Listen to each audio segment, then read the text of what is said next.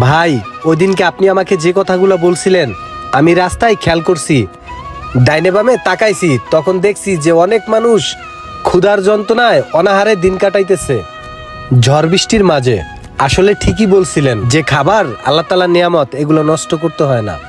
যারা খাবারের কষ্টে থাকে শুধু তারাই বোঝে যে খাবারের কষ্টটা কতটুকু। আমরা আসলে বুঝতে পারি না অনেকেই। ভাই, অনাহারী মানুষদেরকে খাওয়াইলে যে মনের একটা তৃপ্তি পাওয়া যায়, হাজার কোটি টাকার ভিতরেও এই তৃপ্তিটা পাওয়া যায় না। আর শুনেন, এখন থেকে প্রতি সপ্তাহে আমি 5-7 জন করে অনাহারী লোক নিয়ে আসব। এদেরকে আপনারা সুন্দরভাবে আপ্যায়ন করবেন, খাওয়াবেন, যত টাকা বিল হয় আমি দেব। ঠিক আছে ভাই?